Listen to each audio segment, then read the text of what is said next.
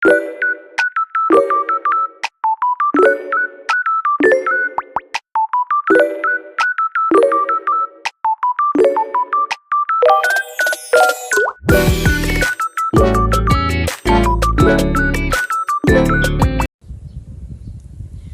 nggak sih kalian ngerasa nggak bisa mengatasi konflik batin dalam pikiran kalian dengan baik, dan ujung-ujungnya malah bikin masalah yang udah ada tuh makin rumit? Dan akhirnya kebiasaan ini sering bikin kita jadi nggak bisa menghadapi masalah, dan akibat lainnya adalah kita jadi sering stres, ngerasa nggak berdaya dan bingung. Kalian pernah berpikir kenapa kok kita punya sikap yang kayak gini ya? Nah, masalah seperti ini sebenarnya udah pernah dijelasin sama seorang ahli psikologi asal Austria bernama Sigmund Freud, tokoh dari psikoanalisis. Di video kali ini, saya dan teman-teman kelompok saya bakalan ngejelasin tentang teori psikoanalisis Sigmund Freud, mulai dari konsep dasar, proses, dan tahapan konseling hingga teknik-teknik konseling teori psikoanalisis. Pastikan teman-teman tonton video ini sampai habis ya, supaya kalian dapat keseluruhan gambaran dari teori Freud. Meskipun saya yakin pasti banyak banget dari kalian yang udah tahu siapa itu Sigmund Freud, tapi ada aja mungkin orang yang belum pernah ngedengar nama ini. Nah, emang siapa sih Sigmund Freud itu? Sigmund Freud adalah psikolog asal Austria yang lahir pada tahun 1856. Dia dikenal sebagai penemu dan bapak dari aliran psikoanalisis. Jadi, aliran psikoanalisis ini adalah aliran psikologi klasik yang sebenarnya paling populer dan masih banyak dipakai juga oleh banyak psikolog dan terapis sampai saat ini. Nah, pertanyaannya, apa itu aliran psikoanalisis dan apa aja sih yang ada dalam teorinya? Langsung saja kita bahas konsep dasar teori psikoanalisis. Bagaimana hakikat manusia menurut psikoanalisis? Nah, mungkin kalian udah pernah dengar ya bahwa manusia itu dipengaruhi oleh alam bawah sadar. Sebenarnya pernyataan ini tuh pertama kali dibilang oleh psikoanalisis loh. Karena psikoanalisis percaya bahwa semua tingkah laku yang kita lakuin itu berasal dari alam bawah sadar. Psikoanalisis tuh bilang bahwa setiap manusia itu pasti punya pikiran, perasaan, keinginan, dan ingatan yang gak kita sadari. Jadi, setiap manusia itu pasti punya alam bawah sadar. Psikoanalisis memandang manusia sebagai homo volens, yang dimana perilakunya dikendalikan oleh dorongan alam bawah sadarnya.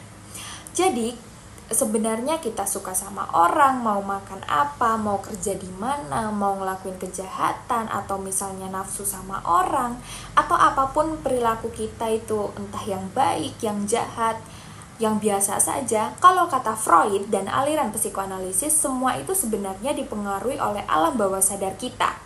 Jadi, kepribadian dan perilaku kita itu sangat amat dipengaruhi oleh alam bawah sadar. Nah, kepribadian kita ini sebenarnya memiliki 3 komponen yang selalu berdinamika dan berkonflik. Menurut psikoanalisis, manusia memiliki struktur kepribadian yang terdiri dari 3 komponen, yaitu id, ego, dan superego. Secara singkatnya, menurut pendekatan psikoanalisis, perilaku manusia itu adalah hasil interaksi dari 3 pilar atau komponen kepribadian tadi, yakni komponen biologis yang kita sebut dengan id, komponen psikologis yang kita sebut dengan ego, dan komponen sosial yang kita kenal dengan superego. Id adalah dorongan dari dalam diri kita. Id punya peran menjadi semacam insting atau nafsu yang paling dasar yang ada dalam alam bawah sadar manusia. Jadi id ini primitif banget gitu. Perannya id ini akan senang untuk melakukan hal apapun yang membuat kita bisa memuaskan nafsu terdalam kita, seperti misal makan, berhubungan seks, atau lain sebagainya. Id ini akan mencoba untuk melakukan apapun untuk bisa memuaskan nafsu-nafsu tersebut. Id gak peduli sama sekali sama nilai dan norma, gak peduli sama aturan, gak peduli sama batasan sosial. Contoh sederhananya, misalnya Rita harus mencuri untuk bisa memuaskan nafsu makannya. Maka si id ini akan ngedorong Rita 100% untuk nyuri. Jadi bisa dibilang bahwa id ini betul-betul nafsu primitif yang paling dasar yang gak ngelihat nilai atau norma apapun gitu. Jadi gak punya hati nurani atau apapun gitulah. Id ini komponen yang ada dalam setiap manusia ya. Jadi setiap manusia pasti punya dorongan ini. Komponen kedua adalah superego. Superego ini adalah pikiran tentang apa yang benar dan apa yang salah. Kalau misalnya tadi betul-betul nggak ngelihat nilai dan norma, nggak ngelihat aturan, nggak peduli sama batasan sosial, norma dan nilai, kalau superego ini adalah nilai dan normanya. Jadi superego ini biasanya terbentuk lewat perkataan orang tua, lewat aturan yang ada di masyarakat, lewat hukum yang ditegakkan, atau lewat peraturan. Kalau misalnya tadi bakalan nyuruh Rita buat nyuri untuk melakukan apa aja agar bisa memuaskan nafsunya, nah si superego ini nggak bakal nyuruh Rita untuk melakukan tindakan di luar nilai dan norma. Superego ini nggak bakal nyuruh Rita untuk melakukan tindakan kayak gitu. Kenapa? Karena nilai dan norma ini melarang hal tersebut. Nah, disinilah biasanya konflik batin itu terjadi. Jadi ketika kalian mau memutuskan untuk ngelakuin sesuatu, akan selalu ada perdebatan antara id dan superego. Kenapa? Karena kedua komponen ini cukup berlawanan. Id bertujuan untuk memuaskan nafsu dengan apapun, sementara superego bertujuan untuk menegakkan aturan serta nilai dan norma. Komponen ketiga yaitu ego, yang menjadi penghubung atau penyeimbang antara id dan superego dengan dunia nyata. Ego ini adalah rasionalitas kita. Jadi ego ini nanti memilih apakah akan berpihak pada id atau tetap berdiam pada ego. Apakah manusia akan melakukan keinginan primitifnya atau dia ikut superegonya? Ego ini berurusan dengan kenyataan atau realita yang berusaha memenuhi keinginan id dengan cara yang dapat diterima secara sosial. Pribadi yang sehat menurut Freud, menurut psikoanalisa itu adalah ketika id, ego, dan superego bekerja sama dalam menciptakan pola perilaku manusia. Id memberi tuntutan kebutuhan alamnya, ego membatasinya dengan realita, dan superego menambahkan nilai-nilai moral pada setiap tindakan yang diambil. Pribadi yang bermasalah adalah ketika id, ego, dan superego tidak seimbang. Ketika ego tidak mampu menyeimbangkan antara tuntutan id dengan realita dan nilai-nilai moral, maka akan terjadinya kecemasan. Yang selanjutnya, Freud juga membagi kepribadian menjadi 3 level tingkat kesadaran. Yang pertama, ada tingkat kesadaran conscious, yaitu sadar. Yang kedua ada pre-conscious atau prasadar, dan unconscious, yaitu tak sadar atau alam bawah sadar. Yang pertama, alam sadar atau conscious, di mana kita sadar akan segala sesuatu yang ada di sekitar kita, yang dapat kita lihat dan dapat kita rasakan. Freud menganggap alam sadar itu aspek yang terbatas karena hanya porsi kecil dari pikiran, sensasi, dan ingatan yang siaga di alam sadar. Ia menghubungkan pikiran dengan sebuah gunung es di mana alam sadar berada di ujung es yang terapung. Yang kedua, alam prasadar atau preconscious, bagian di mana kita dapat menjadi sadar jika kita menghadirkannya. Waktu yang diperlukan untuk membawa informasi ke tahap conscious inilah yang disebut sebagai preconscious. Merupakan gudang dari memori, persepsi, dan pikiran kita di mana kita tidak secara sadar siaga setiap waktu. Tetapi kita dapat dengan mudah memanggilnya ke alam kesadaran. Yang ketiga, alam bawah sadar atau unconscious. Proses mental yang terjadi tanpa adanya conscious atau mungkin terjadi dengan adanya pengaruh yang khusus, merupakan fokus dari teori psikoanalisis. Bagian yang besar di dasar gunung es yang tidak kelihatan, yang merupakan rumah dari insting, penghargaan, dan hasrat yang mengarahkan perilaku kita dan tempat penyimpanan kekuatan dan tidak dapat kita lihat dan kita kendalikan. Freud mengatakan bahwa pada dasarnya manusia termotivasi untuk mencari kesenangan serta menurunkan ketegangan atau kecemasan. Dan dorongan-dorongan dasar dalam teori psikoanalisis sering disebut dengan istilah insting dan dikelompokkan ke dalam 2 kategori.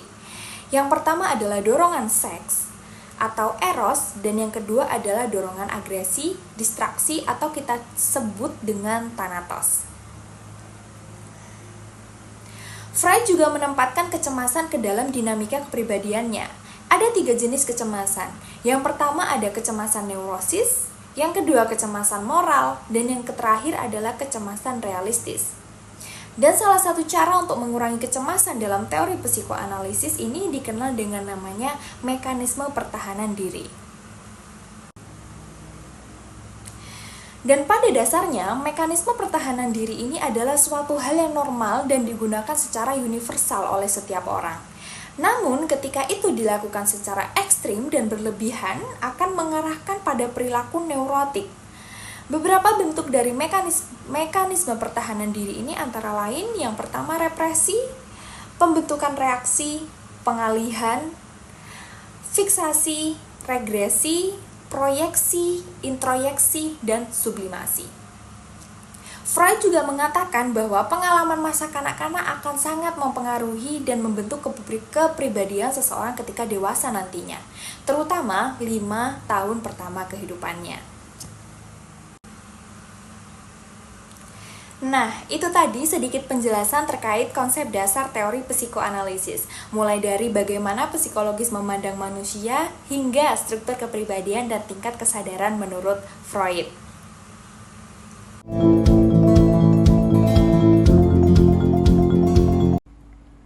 Proses konseli psikoanalisis pada umumnya merupakan suatu proses yang panjang dan intensif. Seorang guru BK atau konselor melakukan pertemuan 3-5 kali dalam seminggu dan setiap pertemuan berlangsung selama 55 menit dengan 5 menit untuk break antar sesi. Dalam proses ini, para konselor membawa konseli mencapai keadaan rileks dan bersikap netral untuk mendorong terbentuknya transferen. Perlu diketahui bahwa guru BK harus aktif untuk mendengarkan dan mengarahkan konseli menuju materi-materi kompleks yang terdesak. Dalam hal ini, konselor diibaratkan mendengarkan konseli dengan 3 telinga untuk memahami kata-kata, simbol, kontradiksi, dan omisi-omisi sebagai kunci pintu kesadaran. Teknik umum yang digunakan oleh konselor psikoanalisis meliputi pertanyaan, interpretasi, asosiasi bebas, dan dorongan. Proses konseling yang lebih mendetail, yang di poin pertama ada pembentukan hubungan atau raport, yang dimana di poin ini ada 3 poin.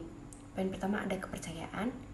Konselor menciptakan suasana yang aman dan penuh kepercayaan agar klien merasa nyaman untuk berbagi. Kemudian di poin yang kedua ada netralitas. Konselor berusaha bersikap netral dan tidak memberikan penilaian terhadap apapun yang diungkapkan klien.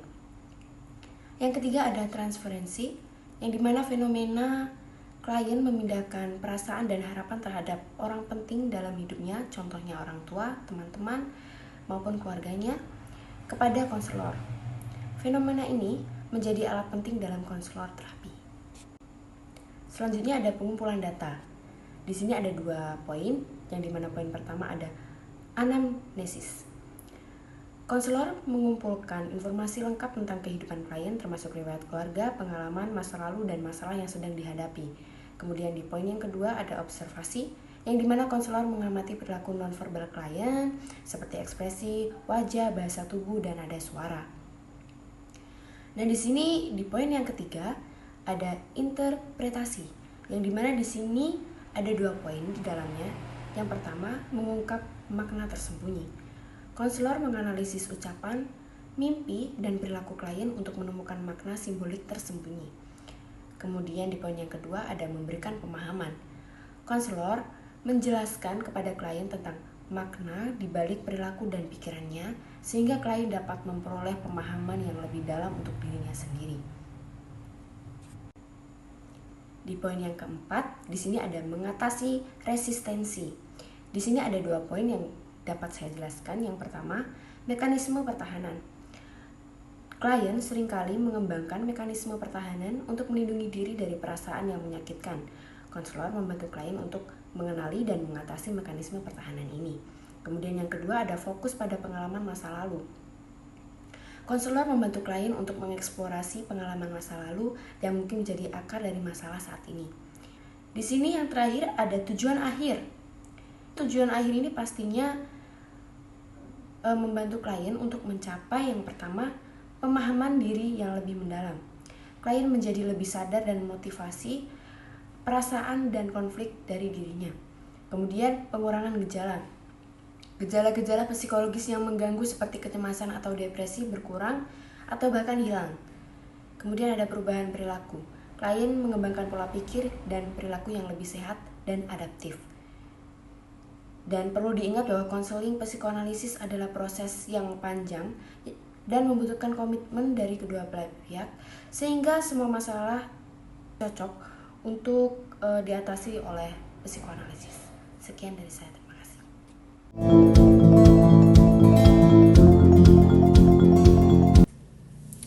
Bismillahirrahmanirrahim. Baik, saya akan melanjutkan pembahasan dari teman saya sebelumnya, yang mana saya atau kita akan membahas terkait tahap-tahap konseling pendekatan psikoanalisis menurut Sigmund Freud. Tahap-tahap konseling psikoanalisis dalam buku Panorama Teori-Teori Konseling, Refleksi Keindahan dalam Konseling, Hapsi 2022 dan Jurnal Haryadi Adi 2021, terdapat 4 tahapan, yaitu tahap asesmen atau tahap pembukaan, yang kedua ialah pengembangan transferensi, yang ketiga ialah bekerja melalui transferensi, dan yang terakhir ialah resolusi transferensi. Lanjut saja, yang pertama ialah tahap asesmen atau tahap pembukaan. Pada tahap ini merupakan proses kesepakatan terkait konseling antara konselor dan konseli, yang mana kesepakatan ini dilakukan oleh konselor, yang mana bahasa halusnya ialah konselor itu menjadi menuntun konseli dalam kesepakatan, yang mana kesepakatan ini supaya diharapkan konselor itu memahami apa sih yang dialami oleh konseli dan membangun chemistry, bahasa sinetronnya antara konselor dan konseli. Yang kedua ialah pengembangan transferensi, merupakan inti pada proses psikoanalisis. Mengapa kok bisa disebut inti dari proses atau tahapan psikoanalisis? Dikarenakan pada tahapan ini tuh diharapkan konseli dapat menganggap konselor sebagai orang yang berpengaruh di masa lalunya, atau bisa diartikan sebagai pengembangan transferensi. Proses pengembangan dan menganalisis peralihan seperti perasaan atau masa lalunya. Tapi bisa digarisbawahi, hindari transferensi konselor menganggap konseli sebagai orang yang berpengaruh di masa lalunya. Pada intinya ialah dalam pengembangan transferensi ini, konselor itu boleh menganggap konselor sebagai perasaan atau masa lalunya, tetapi tidak boleh sebaliknya. Konselor itu tidak boleh menganggap konseli itu sebagai perasaan atau masa lalunya. Yang ketiga ialah bekerja melalui transferensi. Pada tahap ini konselor itu menelusuri dan mendalami kepribadian konseli dan selalu menafsirkan apa sih yang terjadi pada konseli. Dan yang terakhir ialah resolusi transferensi. Pada proses ini ialah pemecahan masalah neurotik pada konseli, yang mengacu pada proses konseling untuk membantu masalah kecemasan berlebih atau emosional dan perilaku yang disebabkan oleh ketegangan psikologis. Yang mana kembali lagi pada tujuan konseling itu sendiri adalah membantu klien mencapai kemandirian. Yang mana kemandirian yang dimaksud di sini ialah kemampuan untuk mengelola hidup mereka sendiri tanpa tergantung sepenuhnya pada konselor. Dan menurut Patton 1992 dan Partoseli 2022 dan Corey 2015, dikatakan transferensi dalam psikologi adalah fenomena di mana klien mengalihkan perasaan, harapan, dan pengalaman dari hubungan masa lalunya kepada konselor. Jika transferensi itu menghasilkan positif dan berlangsung dengan baik, maka akan mempercepat proses konseling dan memungkinkan klien untuk mengembangkan kemandiriannya. Namun, jika sebaliknya, jika transferensi itu menghasilkan yang negatif dan tidak berjalan dengan baik dan akan menimbulkan hambatan, dan konselor itu harus bekerja untuk mengatasinya secara objektif. Yang mana dengan cara ini tuh diharapkan konselor itu dapat membantu klien memahami dinamika dan hubungan konselor dan konseli, serta mengembangkan keterampilan yang diperlukan untuk kemandirian konseli itu sendiri. Pada intinya, konseling dapat diakhiri ketika klien merasa sudah cukup mandiri dan mampu memahami masalah mereka sendiri. Namun jika masih ada masalah transferensi yang belum terselesaikan, masih ada keganjelan pada konselor itu harus mengatasinya agar klien benar-benar mendapatkan dan mencapai kemandiriannya.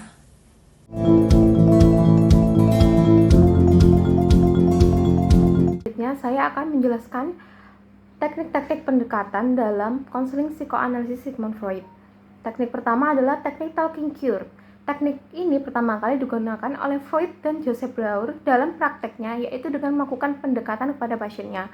Dalam dunia bimbingan dan konseling, pendekatan ini diberikan pada peserta didik atau konseli agar terjalin hubungan yang harmonis dan nyaman dalam proses konseling berlangsung.